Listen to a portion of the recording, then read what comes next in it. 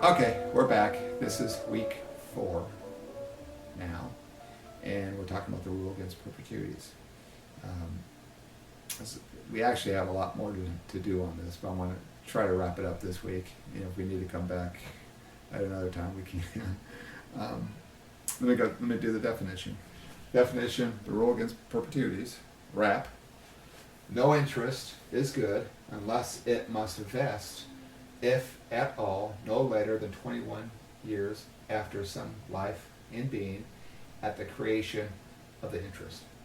So, again, what this rule is trying to prevent is the uncertainty of property. Who owns this land? And unless it vests, unless a person has a vested interest, if it's up in the air, if it's unvested, we don't know who owns it. Therefore, if we don't know who owns it, they can't sell it. The title is clouded. You see,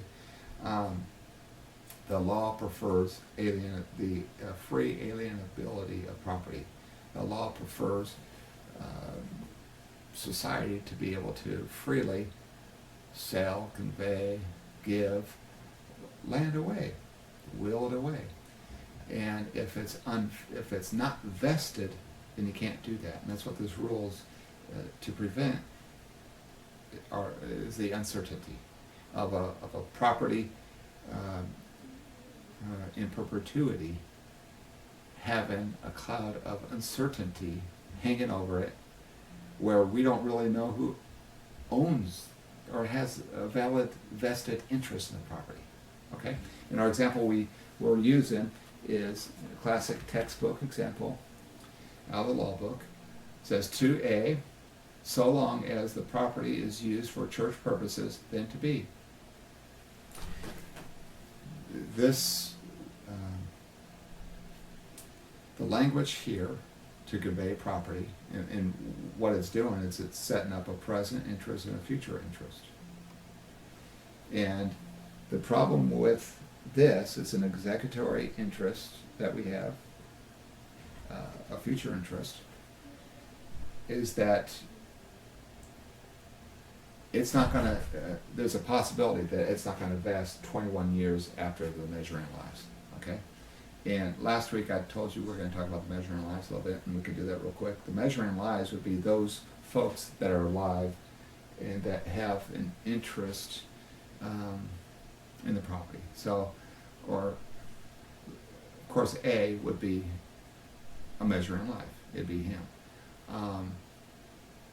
It would be others that are, B would definitely be a measuring life, because he has a future interest. So this is where it gets pretty complex. Measuring lives is not black and white. So it's something that are the folks that are generally in the equation. Okay. Now, these folks, whoever they are the measuring lives, and the rule is contingent on these folks passing away, and then 21 years after they pass away, if there's a possibility where this property is not going to vest, or, I'm sorry, can vest 21 years after all measuring lives have passed away, then this rule will destroy that future interest. Okay? And we may want to talk more about this in the future. In fact, I may have a 5th and 6th series on this. But anyways, that's the gist of it now. And really, it doesn't come up a lot because it's only speaking to one type of future, a couple. The major type of interest is the executory interest. That's really what it speaks to. It doesn't speak to, say, a fee simple determinable or fee simple on condition that. It only speaks, generally only speaks to the fee simple subject to an executory interest. And in those situations, that's why you have to watch out for this rule. And it doesn't come up much, but it's an interesting area of law. Okay, thank you.